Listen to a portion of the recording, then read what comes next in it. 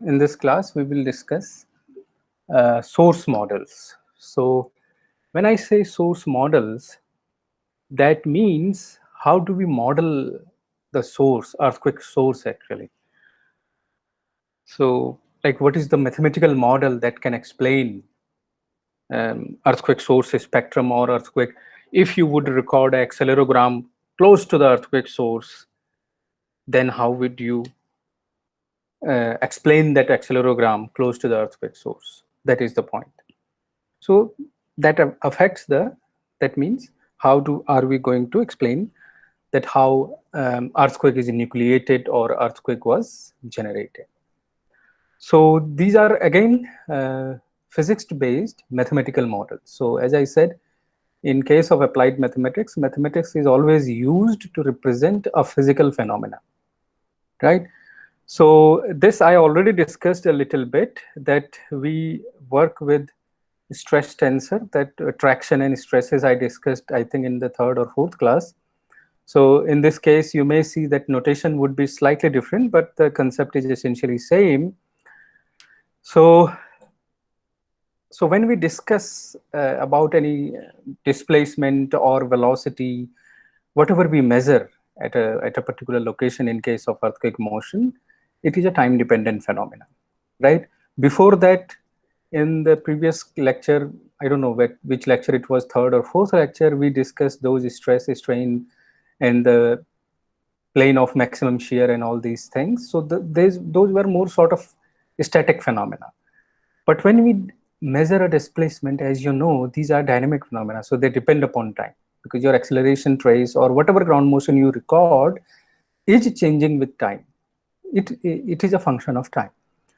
So if it is a function of time, it involves displacement as well as velocity and acceleration. So if there is acceleration involved, then we need to account for the momentum equation, which is, as Hiren said, the Newton's second law of motion. Is it second or first? F is equal to ma. Second. Second law, right? So it's the second law of motion is equal to, F is equal to ma. So suppose you have a very, we are small cube. So this cube is somewhere inside the earth, not really in deep, but somewhere in the crust. We are discussing that we have a small element, volume element, and this volume element, in the simplest term, we are representing it by a cube. So which has sides like in a Cartesian coordinate system, x1, x2, x3, which has sides like this one is dx1, this one is, so I should have written it. So this one, in this direction it is dx1, in this direction it is dx2, and in this direction it is dx3. So traction is nothing but a shear. So the total force acting on this surface is stress multiplied by the surface area. So in this case it is, so T is for traction, x1 cap is the direction of the traction, right? So this is the direction in which direction it is working. So dx1, dx2, sorry, dx2, dx3 is the surface area. dx2, dx3, this surface area, this surface area. And tractions we can write in terms of a stress tensor, in terms of stresses. So that is tau is a stress here, tau is a stress. So traction is also a kind of a stress. So the stress has a component in all three directions, x1, x2, x3, that is tau 11, tau 21, tau 31, but working on this surface in all three directions. So dx2, dx3. So this is the force which is acting on this surface. So if there is no motion, if there is no acceleration, this cube is in rest, there will be a opposite force, equal and opposite. Then there will be no motion. Then there will be no net force actually, right? So F equal to ma is not needed at that time. But if there is a motion, if there is some acceleration, then there will be a net force. And this net force, that means force on the right hand side and the force on the left hand side will not be equal, because there is a net force. And this net force, we can write it, that means a differential force. And this net force is like a derivative of the force with respect to x, because we are writing this a differential force, that here the force is in this direction on this surface is different and on this surface is different, and this can be written as del by del x1. This tau1 tau2 was already the stress part, this was already the area. So because we are taking derivative with respect to del x1, partial derivative, so dx1 will come here. So this is giving you the net force, right, acting in the x1 direction, net force. That means F in all direction we can write j equal to 1 to 3 summation j equal to 1 to 3 del. So this was tau, this was a stress component or stress, stress component, one of the components in the stress tensor. So del tau ij, because del, we are taking del of this. So del tau ij with respect to del xj, dx1, dx2, dx3, right?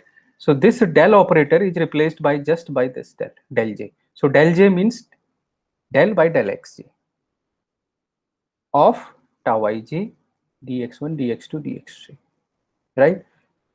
So that will be your F is equal to ma, right? This is the force now. But in addition to F is equal to ma, there are some body forces inside the earth, internal body forces. Those internal body forces at one point they are Fi. So throughout the volume they will be, because the volume element will, the volume of that element is dx1, dx2, dx3. So over the entire body will be that you integrate it, or you just, this is also sort of integration here actually. So summation we have, so that means automatically that we are talking about summation here over I or J.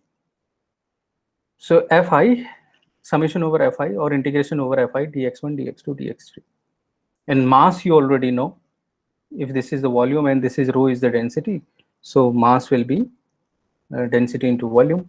So you can write an equation like this: mass into acceleration at any point because of the applied force del square. We didn't apply a force actually, so that we are saying that there exists a net force del square ui by del t square, where u is the displacement at any point x at any time t. This one was, and this one are coming from F equal to ma. So this was the force acting on that volume element, and this was the acceleration. But in addition to that, we are saying that there are body forces also. We will come to this because that's what we that is what we are going to discuss today. This will be the point of discussion today, these body forces, because these are the body forces which are responsible for nucleation of an earthquake, right? So this additional, in addition to F is equal to ma, there is this additional term. So dx1, dx2 are all cancelled. So what we left with is rho del square ui by del t square is equal to F force, and there is additional body force. So this is nothing but a second order differential equation in time, which is a equation also of wave equation. You know wave equation, right? The generic wave equation is del square u by del t square is equal to 1 by v square del square u by del x square. That is how we write a wave equation, where the solution of wave equation is usually u is equal to a function of x minus ct or vt. If you put it here, that will solve your, that will satisfy your wave equation. So it is of that kind. Here are also first order partial derivatives involved, right? Like here.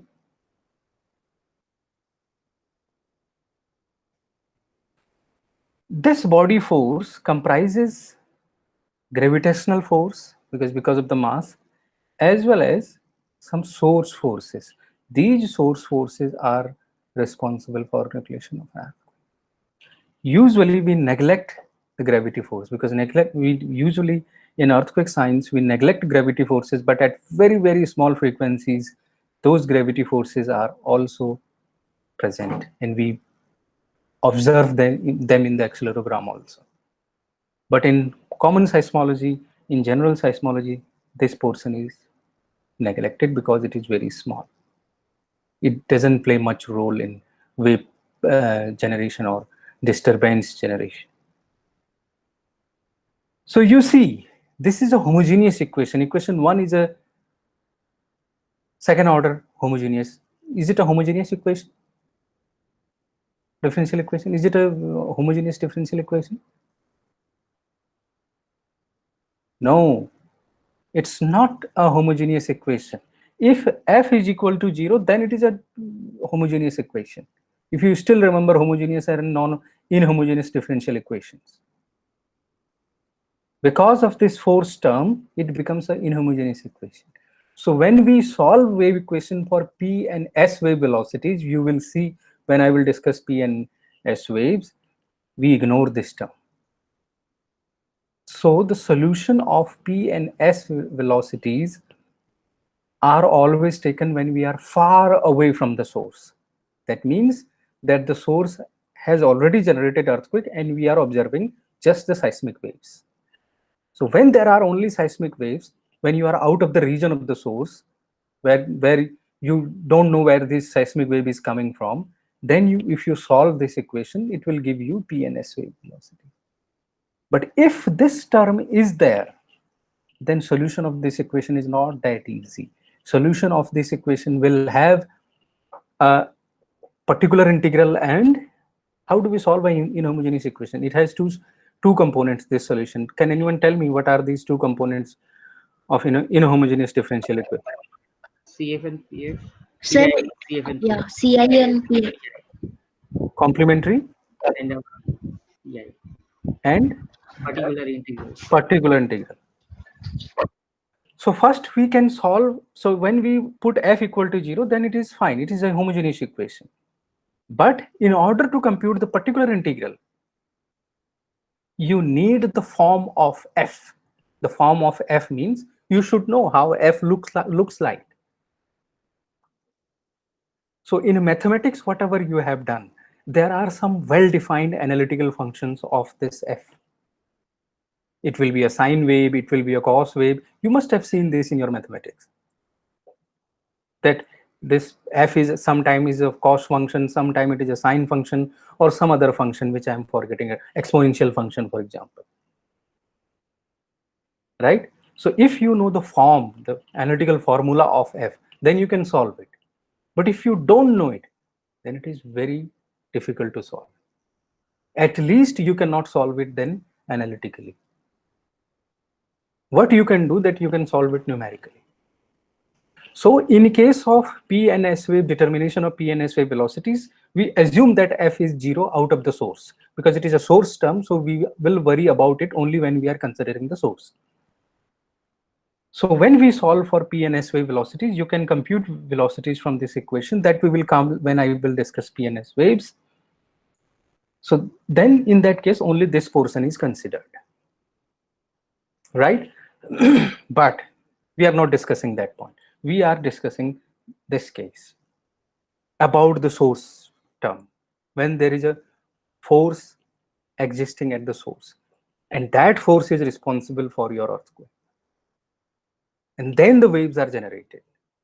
Then F equal to ma is in the picture, right?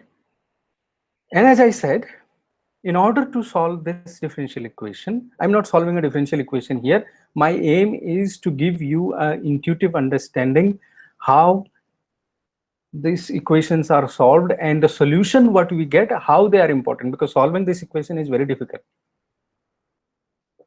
And in none of the books I have seen a complete derivation of the solution, only in Aki and Richards. If you remember, if you know that book, Aki and Richards, which is Bible of Seismology. But he has also not shown the complete derivation.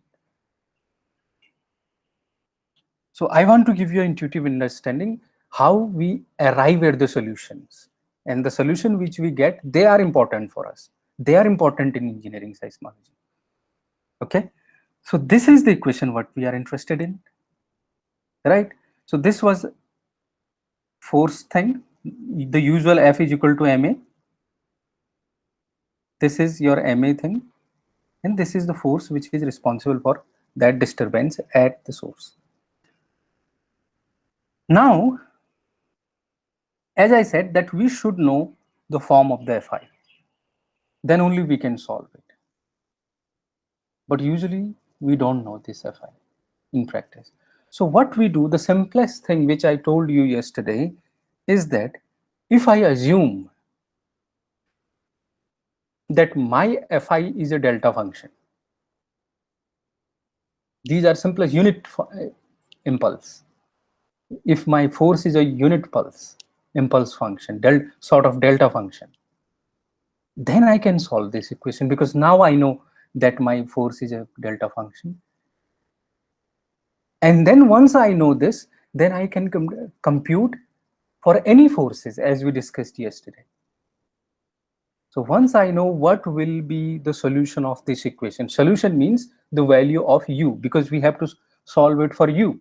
We want to get a form of u, the displacement, that you are creating a disturbance at origin, for example, in your Cartesian coordinate system. So actually I should have shown it somewhere here.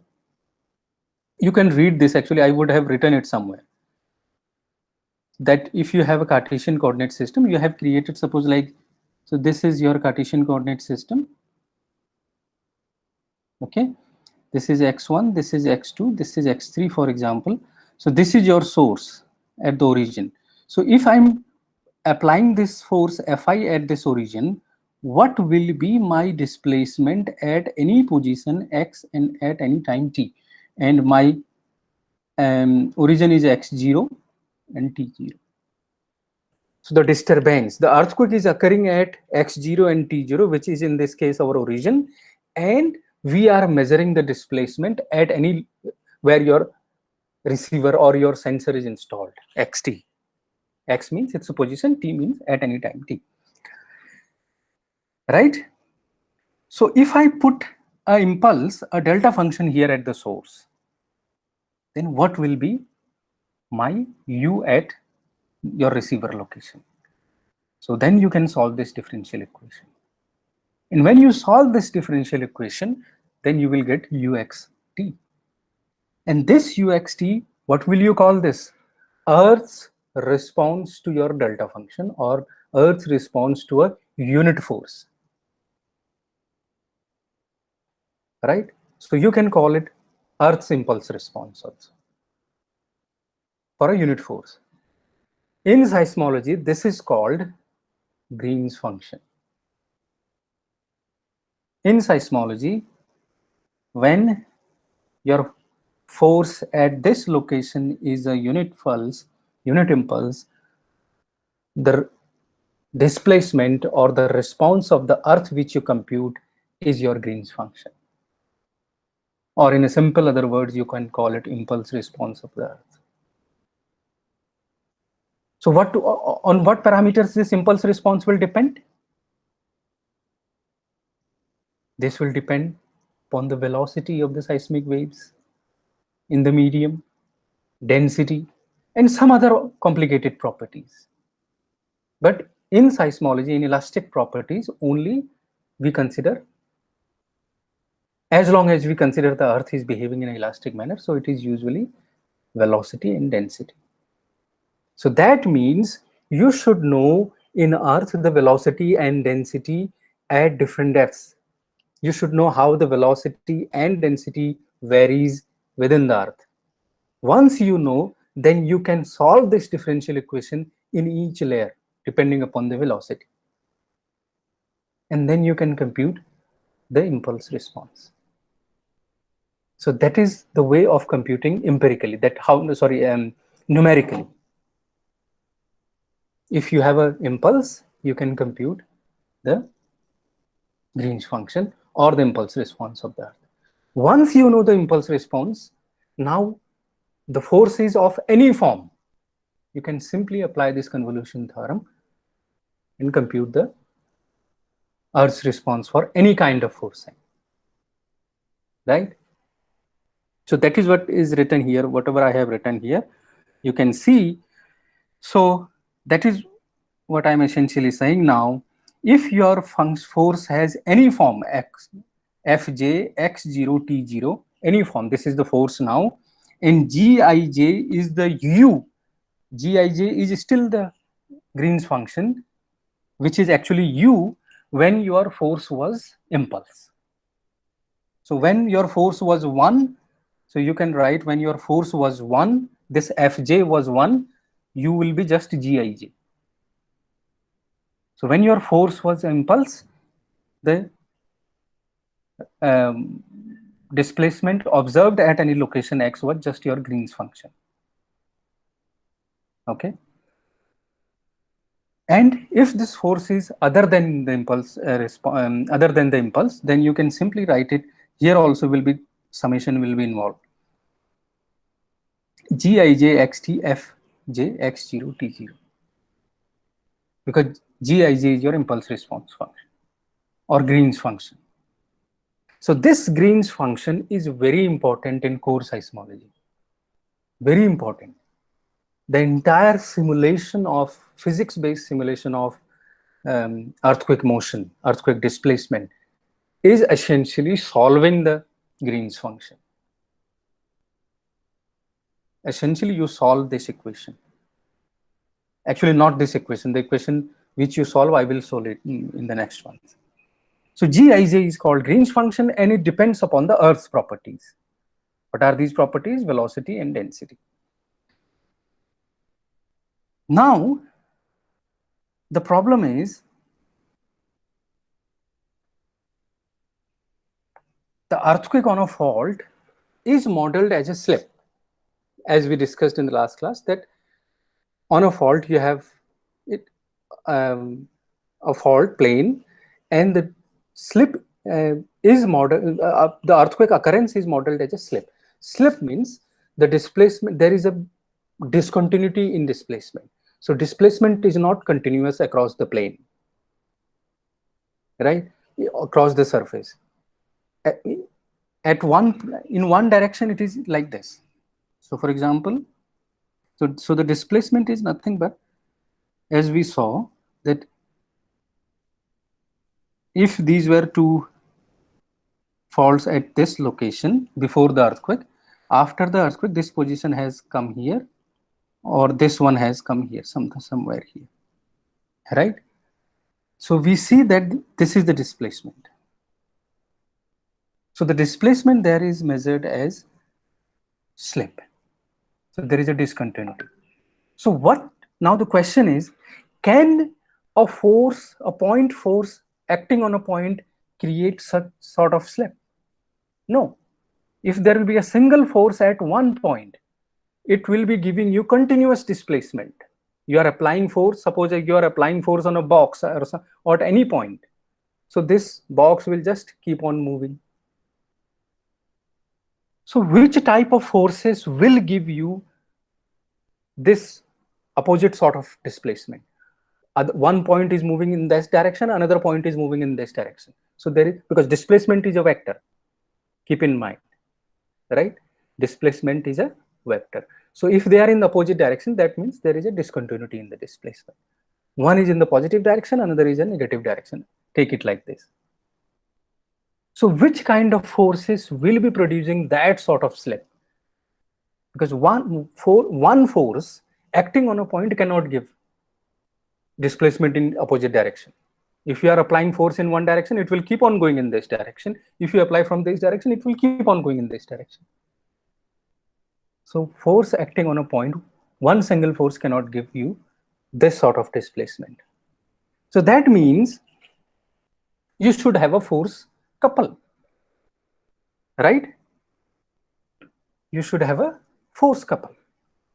And if you are applying only one, there is one more problem, that if you apply only one force at one point, that force in itself cannot be generated within the earth. Just think it like this. There is a point on the earth. Suddenly one force will not come there unless God does it by their own hand. They push one point there. Just imagine what I'm saying. You have a block of stone. Suppose you have a stone or a rock, right? that rock cannot break by itself unless you apply external force, right? So that means the momentum is conserved as long as there is no external force. The same thing, that's what I'm saying. In Earth, the slip cannot occur by itself as long as there is only one force, because that one force will make momentum not conserved, because then there will be motion, particle motion. So in order to make momentum conserved, you should have a force couple also. And that force couple will be like this, that at one point, the force is in this direction and in that one direction.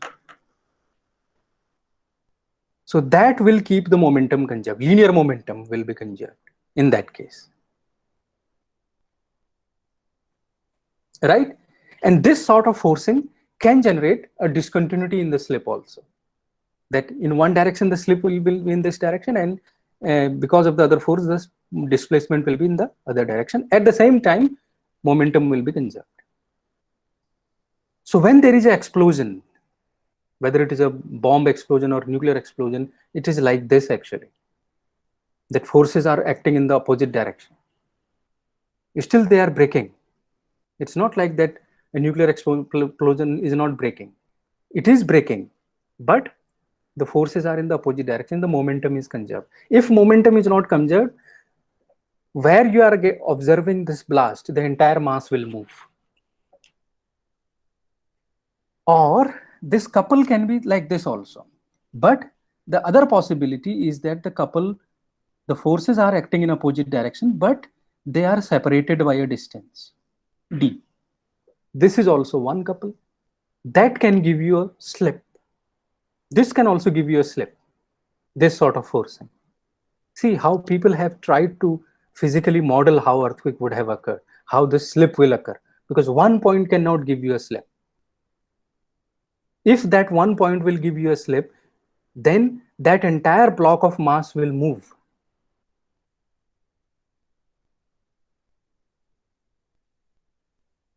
Now, if there is a couple working, force couple is working, right? You see this.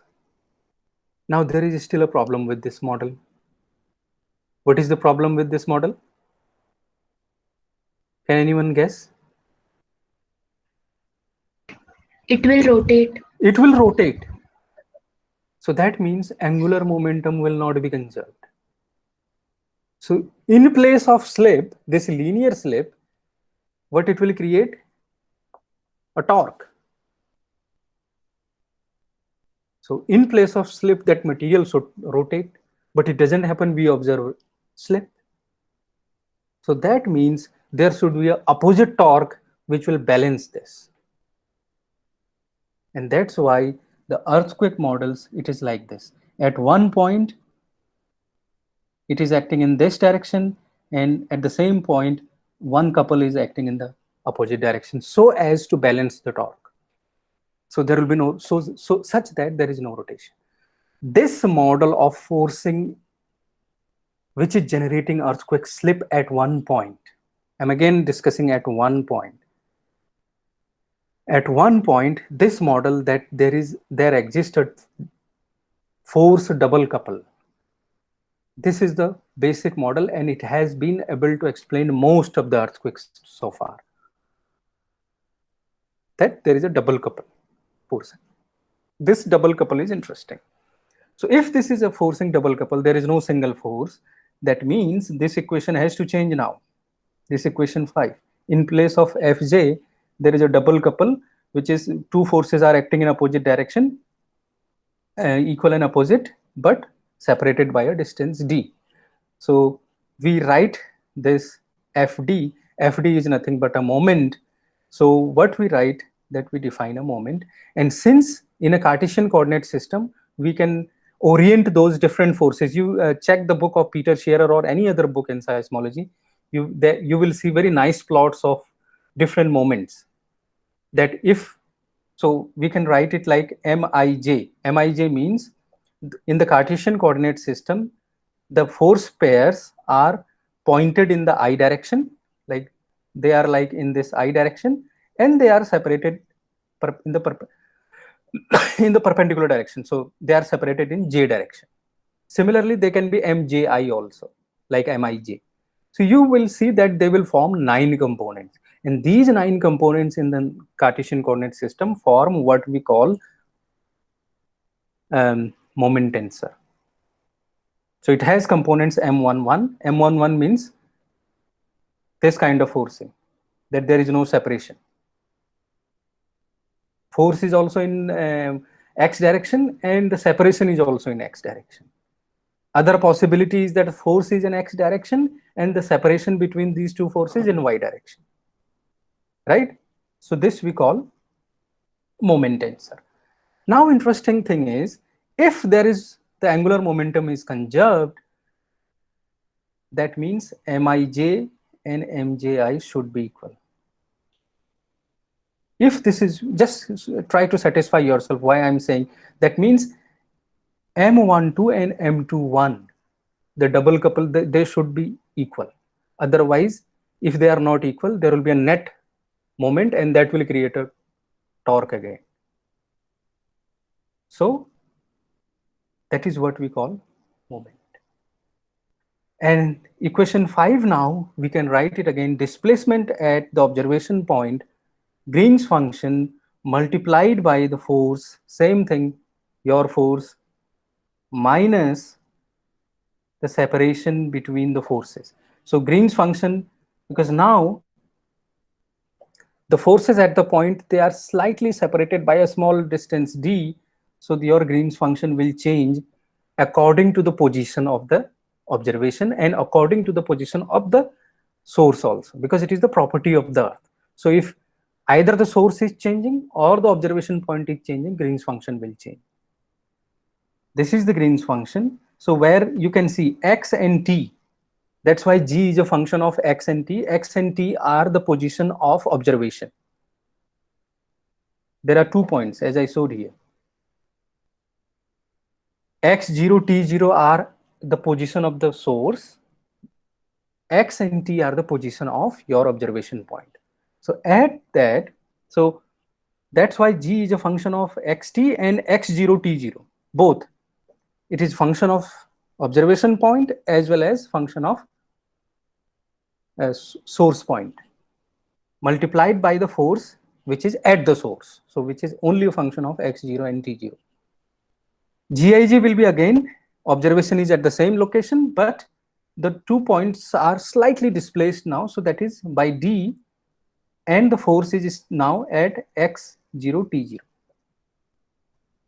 So this again we can write it in the form of, you can say it like it's a Taylor series expansion also, like that you can write it del Gij xt x0 t0 del x0 k, F force will come here and D is coming here, the separation between the two forces, right? And this is nothing but Fd is your moment tensor. Actually, we are solving this equation when we are simulating earthquake ground motion for physics-based simulation.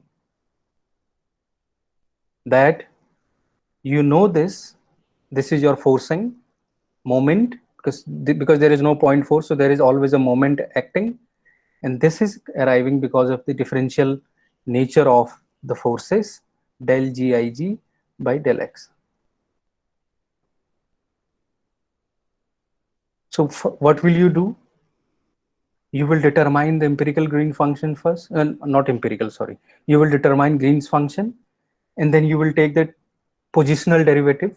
Positional derivative means with respect to x, y, and whatever your coordinate system is, and then multiply it with your moment tensor. Summation is involved here. So when I'm not writing summation, that means its summation is automatically involved here. So it's basically your convolution integral also, sort of convolution integral. Okay, so that is how it will be done. So theoretically, the solution of this equation 7 is this. For an isotropic homogeneous half space, there is no change in velocity, there is nothing changing with depth, it's completely homogeneous medium.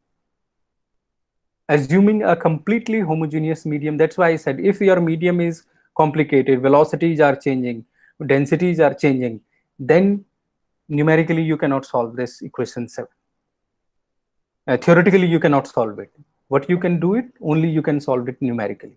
Numerically means you assume a particular velocity in density in one layer, then next time get this solution, and then next solve in another layer, then solve it another layer, and then that is how you do it. It is very complicated to solve.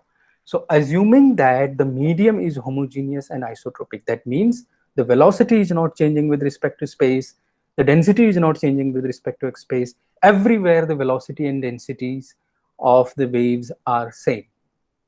If you assume that, in that case, this solution you can find in Akian-Richards book, and you can easily see how complicated this solution is.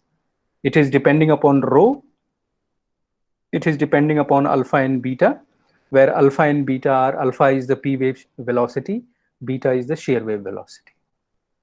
And these are different solutions for p waves and shear waves. So this is for, this one is the near field, I will come to this near field term. This is intermediate field term of p wave, this is intermediate field term of s wave, this is far field term of p wave, this is far field term of s wave. R is the distance between x0 and x, from your source to your observation point. This is your R in three-dimensional coordinate system. And you can write it in the polar coordinates also.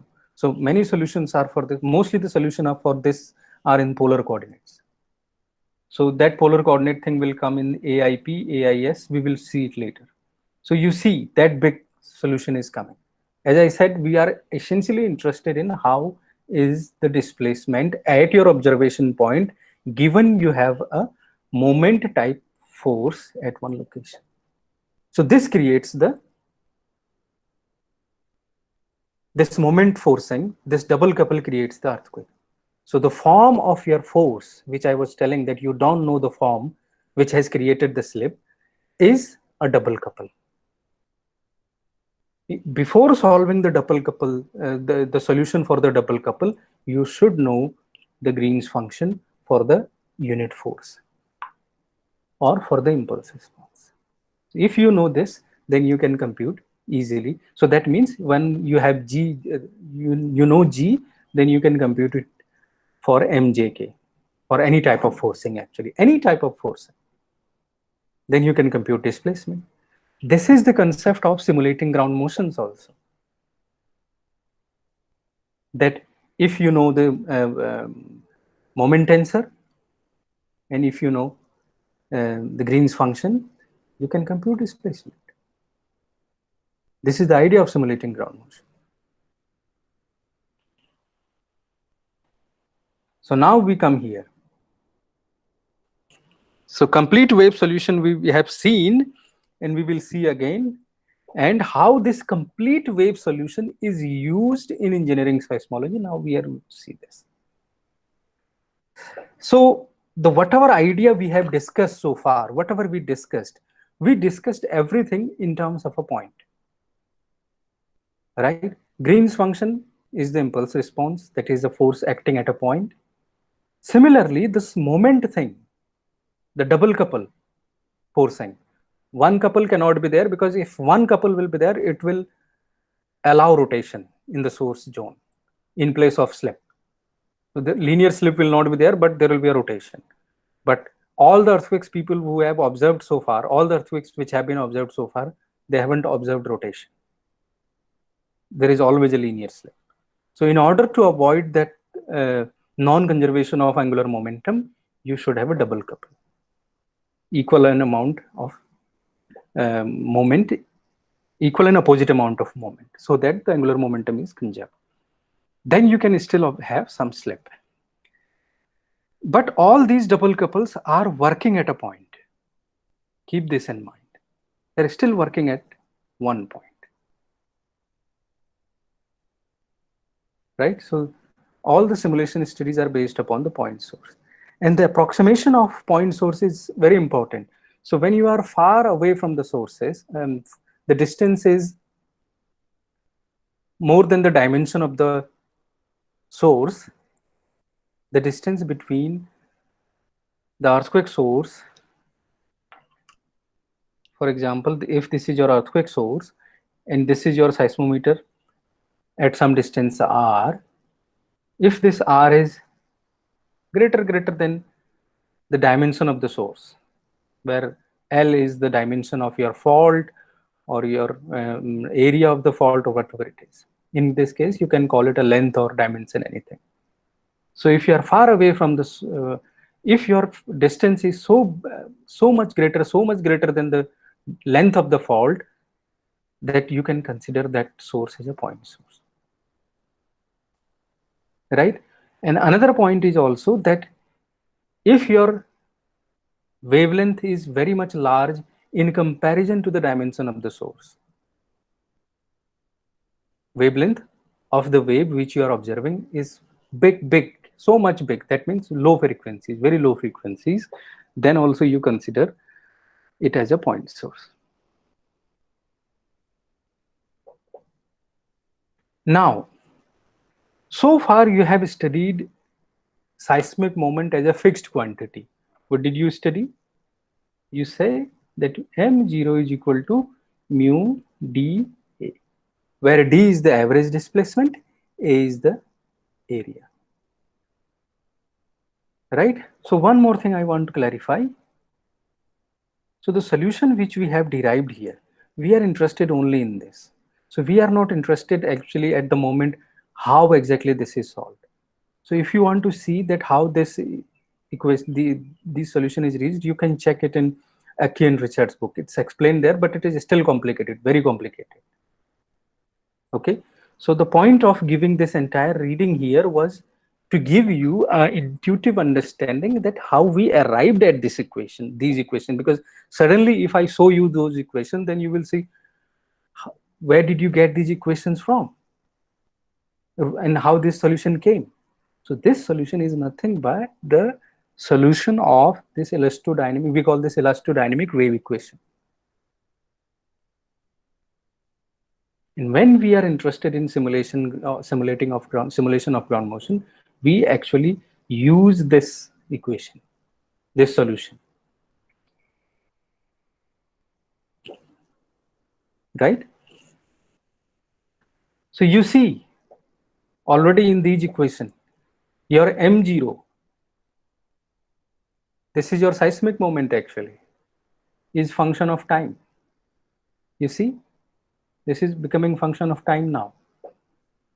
This is becoming very interesting also now. So that means the seismic moment which we observe, which is m equal to mu dA,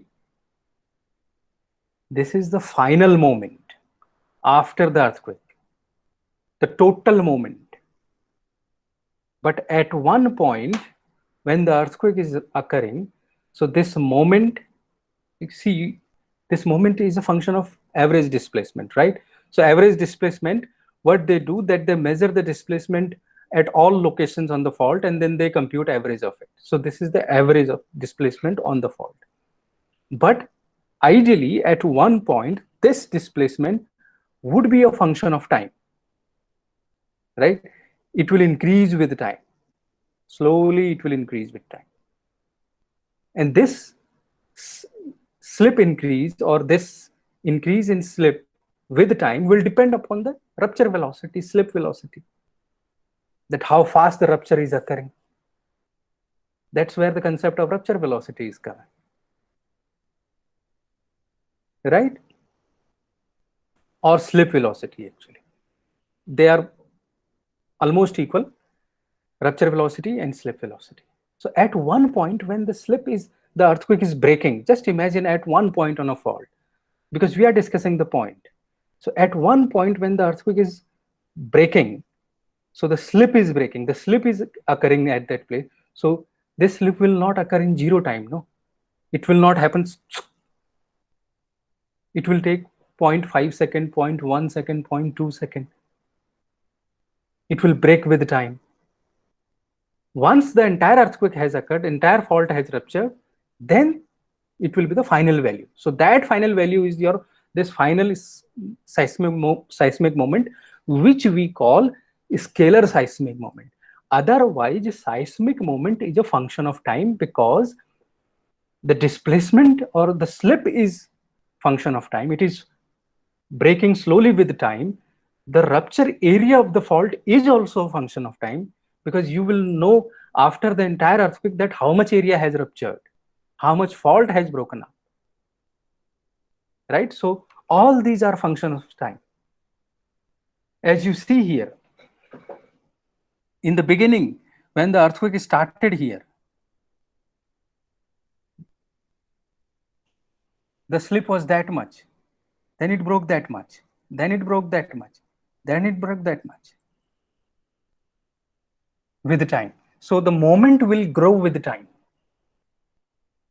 Seismic moment will also grow with time. Once that earthquake has totally, or the entire fault has ruptured, then the final moment which we get is the total seismic moment, but it is a function of time. So it will be mu is the modulus of rigidity, area of the fault, the total rupture area of the fault is a function of time, and the amount of slip that is occurring is also a function of time. So before the earthquake, it will be 0.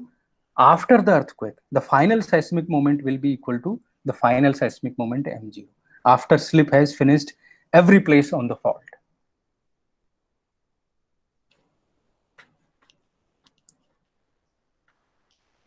Right? Actually, the model of the fault, if you read the paper, the advanced paper, so for example, if this is a fault, I'm giving you some intuitive idea how this is. So when the fault, slip always occurs at one point. The slip is occurring here also, the slip is occurring here also, the slip is occurring here also, here also. The model is. So the slip is growing like this. ये भी इतना छोटा था, then it is growing here. Same time, it is growing here, like this. Then it is growing here, then it is growing here, then it is growing with time. Then the slip is growing with time. I am showing it in a circular manner. You can see. So then it is growing here, then it is growing here. Right? Slip is growing with time. So they say that this slip at one point will keep on growing as long as the entire fault has ruptured. So suppose it has started the slip from here. Now the rupture is moving in this direction. The disturbance is the rupture is moving in this direction. Now the new points will start rupturing here. They will start slipping here. So the entire rupture, the time taken for the entire fault to rupture and the time taken for the slip at one point is same. So that means the slip at one point will keep happening as long as the rupture is happening on the fault. The slip at one point and the rupturing of the entire fault is different. Rupturing means the entire portion on the fault, the entire portion on the fault has observed some slip, right?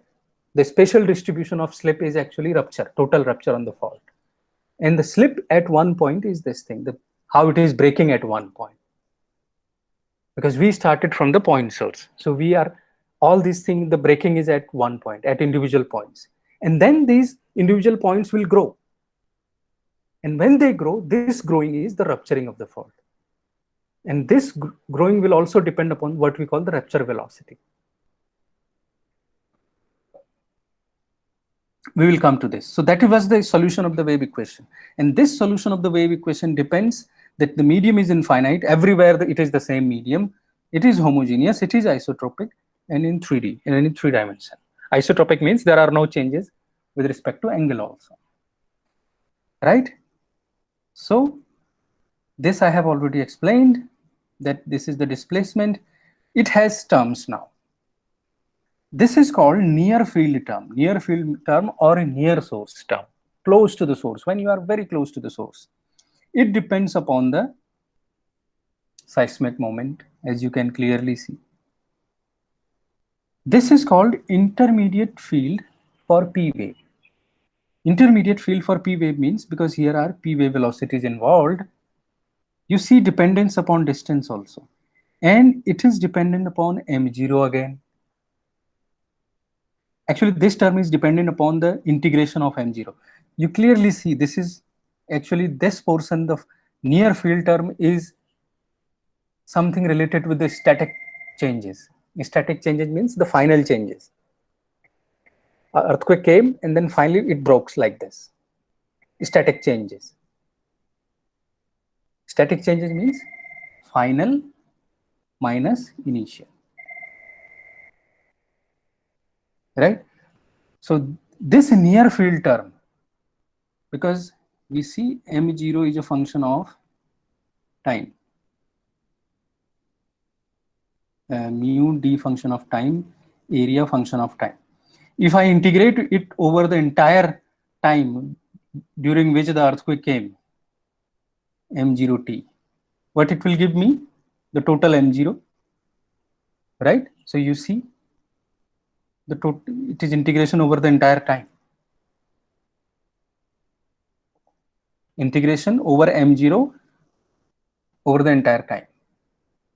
R alpha to R beta, not over the entire time. I would say from the time when the P wave has arrived, from the time till the S wave is there, till the arrival of S wave. So when you compute this, this will give you, the first term will give you total seismic moment. So that is going to give you the static final changes in the moment or in the displacement or in the total force. So whatever change information it will give you to the static final information. This is intermediate field term. Intermediate field terms, that means they are in terms of distances. So when you are very close to the source, that means you will be getting the information, whatever static displacement that has taken, like the two faults were like this, two faults were like this before the earthquake. After the earthquake, one has arrived here, another has arrived here. So that final changes, these are your static changes. The total amount of displacement, the total amount of average slip that has occurred on the fault. That you will get only when you are close to the fault. When your seismogram is very much close to the your seismograph is close to the source, right? But when you are not close to the source, slightly far away from the source, that is called intermediate field P wave. So that displacement of P wave beyond the source, actually literally beyond the source, is explained like this. And the far field P wave, which is very important, and the assumption is mostly that we are in the far field, is this. Far field P wave and far field S wave and far field P wave. This is the solution. And all the observations are made by assuming that most of the observations are in the far field domain. Our observations, we cannot have a seismogram very much close to the earthquake. There are close to the earthquake. Now we are seeing that some earthquake, but close to the earthquake means you are literally at the fault, at 500 meters or 10 meter or 20 meter away from the fault, right? So all the observation, all the engineering seismology is based upon that far field and far S wave field, far field P wave and far field S wave. In fact, we don't consider the intermediate field and intermediate field S wave. The other way of looking at this is their amplitude is decreasing. The near field, you see 1 by r to the power 4. The amplitude is decreasing. How much it is decreasing with respect to distance? 1 by r to the power 4. Check it.